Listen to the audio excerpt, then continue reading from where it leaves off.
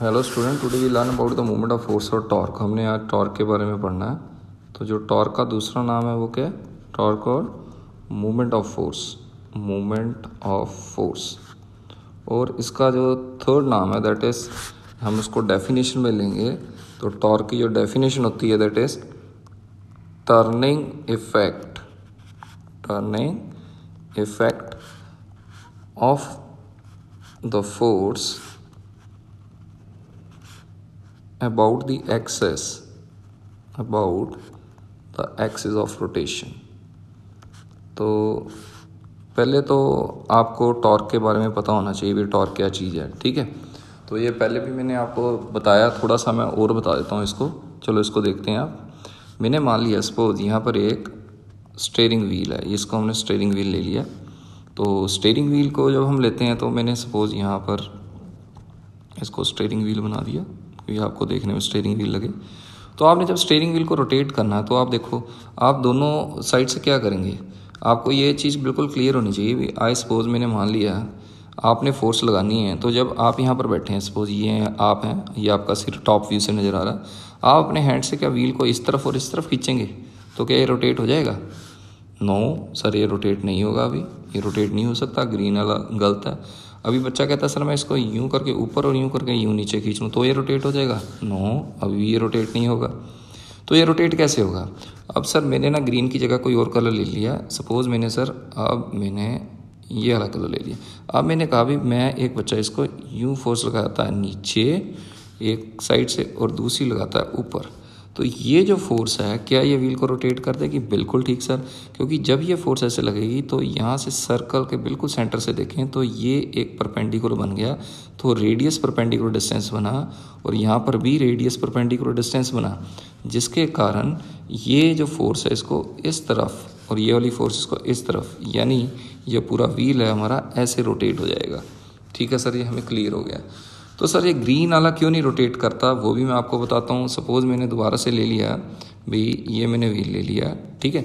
अब मैं ग्रीन वाली फोर्स जो यूं करके यूं लगा रहा था मैं इस तरफ, तो इस फोर्स का इस पॉइंट से कोई परपेंडिकुलर डिस्टेंस नहीं है, क्योंकि ये देखो ये तो फोर्स ही खुद बिल्कुल सेंटर पे मिल रही है। सर देखो यही इसका परपेंडिकुलर डिस्टेंस, कहीं मेरे प्यारे विद्यार्थी ये कहते हैं भी सर यही इसका परपेंडिकुलर डिस्टेंस है। ये कहाँ से परपेंडिकुलर डिस्टेंस है? फोर्स तो बिल्कुल देखो ये इसी पॉइंट से, अगर मैं ये लॉ ऑफ ट्रांसमिसिबिलिटी होती है, लॉ ऑफ ट्रांसमिसिबिलिटी, ये फोर्स कह रहा हो आप कहीं भी लगा सकते होते हैं। ये फोर्स कह रहा हो यहाँ लगा दो, यहाँ लगा दो, यहाँ पर फोर्स नहीं है वहाँ भी लगा दो। देखो इस फोर्स का इस पॉइंट से तो डिस्टेंस ही यानी जीरो डिस्टेंस है। सर समझ में नहीं आया, चलो दोबारा देखो फिर। सपोज ये मैंने मान लिया, ठीक है, तो मैंने एक फोर्स लगाई, ये लगा दी। अब इस फोर्स का इस पॉइंट से कोई परपेंडिकुलर डिस्टेंस नहीं है, this is not a perpendicular. अब सर मैं फोर्स चेंज करता हूँ, अब सर मैंने फोर्स यूँ लगा दी, अब इस फोर्स का इस पॉइंट से कोई परपेंडिकुलर डिस्टेंस नहीं है, बिल्कुल गलत है। देखो बिल्कुल सेंटर पे तो मिल रही है, तो ये रोटेट नहीं कर सकती इसको। सर मैंने यूँ लगा दी फोर्स, यानी मैं सारी फोर्स रेडियली लगाऊं तो इसका इस पॉइंट से कोई भी परपेंडिकुलर डिस्टेंस नहीं है, तो ये सारी फोर्सेस रोटेट नहीं कर सकती इसको। तो सर कैसे रोटेट करेंगे? तो उसको रोटेट करने के लिए सपोज मैंने मान लिया, अभी मैं आपको देखो, एक तो मैंने आपको जनरल डायग्राम बताया, मैंने बताया भी बेटा आप ना यूँ लगा लो फोर्स तो ये रोटेट हो जाएगी। जैसे मैंने बोला ये सेंटर इसका, ये यूँ लगा लो, ये फोर्स हो गई और ये आर इसका परपेंडिकुलर डिस्टेंस हो गया, तो ये रोटेट हो जाएगी। सर और कैसे? देखो फिर और देखो, जैसे मैंने मान लिया ये सर्कल है, अब मैंने ना फोर्स ऐसे नहीं लगानी, अब मैं थोड़ी दूर दूसरे तरीके से लगाऊंगा, वो देखो ध्यान से। मैंने जो फोर्स है वो कुछ सपोज मैंने मान लिया थोड़ी सी इस तरफ लगा ली, तो सर इसका ये क्या परपेंडिकुलर डिस्टेंस है? हाँ बेटा ये परपेंडिकुलर डिस्टेंस है, तो ये भी रोटेट करेगा, ये भी इस तरफ रोटेट करेगा। अब सर इस डायग्राम में कोई और फोर्स इसको रोटेट कर दे, वो देखते हैं। चलो अब मैंने ना ये फोर्स ना देखे, अभी ध्यान से देखना इसको, मैंने अब ये फोर्स लगा दी इसी पॉइंट पे, तो ये सपोज मैंने एंगल मान लिया, ये जो एंगल है ग्रीन कलर वाला, ये एंगल है 60 डिग्री। अब इसके दो कंपोनेंट होंगे, एक तो आएगा देखो इस तरफ जो कि आएगा f cos 60 और दूसरा कंपोनेंट आएगा ऊपर की तरफ जो कितना हो जाएगा f sin 60। अब बताओ कौन सा रोटेट करेगा? f sin 60 के लिए परपेंडिकुलर डिस्टेंस तो r है, यानी f sin 60 into perpendicular distance that is radius, इसको कुछ इस तरफ रोटेट करेगा, किस तरफ? यूँ। और ये एफ कॉस 30 का जो कंपोनेंट है, यानी जो कि बिल्कुल सेंटर में आ रहा है ये एफ कॉस 30, तो एफ कॉस 30 इस चीज़ को कैसे रोटेट कर देगा? इस पॉइंट से तो कोई परपेंडिकुलर डिस्टेंस है ही नहीं, जीरो है। सर यही नहीं समझ आता, जीरो कैसे हो जाता?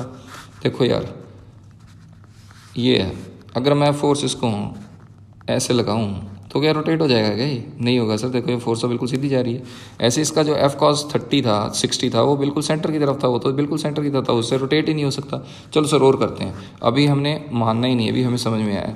सपोज मैंने ये रॉड ले ली, मैंने कहा इस पॉइंट पे इसको रोटेट करना, आपने ये फोर्स दे दी, ये 30 डिग्री 2 न्यूटन दे दी, तो मैंने ये बोल दिया बेटा ये है 30 डिग्री। तो अब बताओ ये रोटेट होगी रॉड की? नहीं, रॉड का लेंथ है 5 मीटर। तो सर देखो, इससे फोर्स के दो कंपोनेंट आएंगे, पहला तो आएगा 2 cos 30, दूसरा आएगा कंपोनेंट दैट इज 2 sin 30।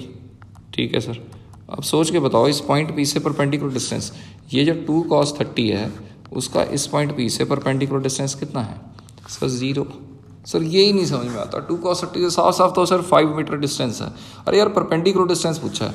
एक बात बताओ, ये लाइन है, इस लाइन का इस पॉइंट से कोई परपेंडिकुलर डिस्टेंस हो ही नहीं सकता। इससे तो हो सकता है, अगर मैं ये पॉइंट ले लूँ, देखो ये फोर्स का इस पॉइंट से ये परपेंडिकुलर डिस्टेंस तो है, लेकिन इस फोर्स का इस पॉइंट से ये कोई परपेंडिकुलर डिस्टेंस नहीं है, तो पैरेलल डिस्टेंस है। ये तो पैरेलल है, ये फोर्स है और डिस्टेंस है, तो ये तो दोनों पैरेलल डिस्टेंस हो गए, तो ये तो गलत है।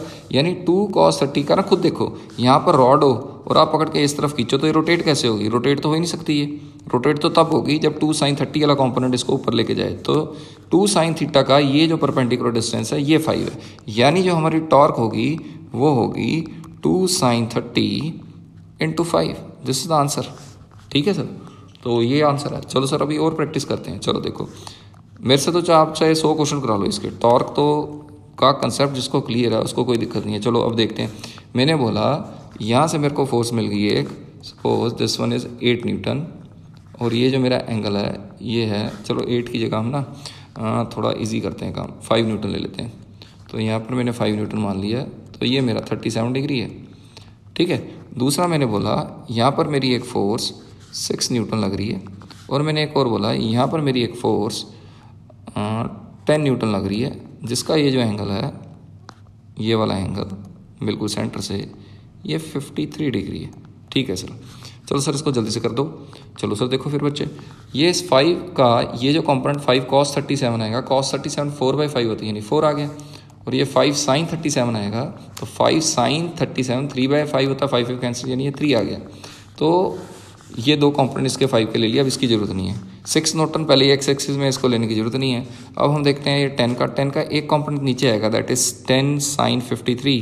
sin 53 कितना होता है सर? sin 53 4/5, यानी ये आ गया 8, और ये आ गया, ऐसे ही आप लिखेंगे तो ये आएगा 10 cos 53, तो 10 cos 53 आ गया 6। ठीक है सर, अब बताओ हमने कौन से पॉइंट पे, यहाँ पर वो इस पॉइंट से वो घूम रहा है, तो ये 4 न्यूटन से कोई इस पॉइंट का परपेंडिकुलर डिस्टेंस, सर ये तो पैरेलल डिस्टेंस है, यानी ये रोटेट नहीं कर सकता। 3 रोटेट करेगा इसको, तो 3 इसको, यानी हम ये बोल रहा है इस तरफ, तो ये 4 और 3 इसको यूं रोटेट करेगा इस तरफ, यानी मैं इसको बोलूँ तो ये इसको यूं रोटेट करेगा।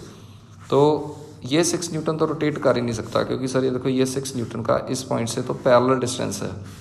ये जो 6 जो हमारा आया था, इसका जो 10 का जो कंपोनेंट आया था, वो 6 भी सर ये पैरेलल है, ये भी नहीं रोटेट कर सकता, यानी इसका होना या इसका होना कोई फ़ायदेमंद नहीं है।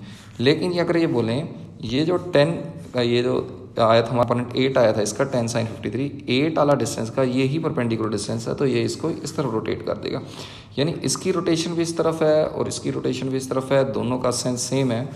इसकी रोटेशन का सेंस और इसकी रोटेशन का सेंस सेम है, ये भी हमारी एंटी क्लॉकवाइज है, तो हम ये कह सकते हैं भी दोनों की रोटेशन सेम है, यानी हमारी जो टॉर्क की वैल्यू आ जाएगी, that is torque is equal to force into perpendicular distance. मैंने डिस्टेंस कुछ माना ही नहीं था, सपोज ये 4 मीटर इसका यहाँ से लेके यहाँ तक डिस्टेंस है, यहाँ से लेके यहाँ तक भी 4 मीटर है, तो पहली आ गई 3 × 4, तो वो इसको इस तरफ रोटेट कर रही है 3 × 4, तो ये आ गई हमारी 8 × 4, तो ये भी इस तरफ रोटेट कर रही है, दोनों की एंटी क्लॉकवाइज, दोनों को पॉजिटिव ले लो, 8 × 4, तो ये हमारा टोटल जो आ जाएगा 3 × 4 = 12, 8 × 4 = 32, इसको सॉल्व कर लीजिए, दिस इज द टॉर्क।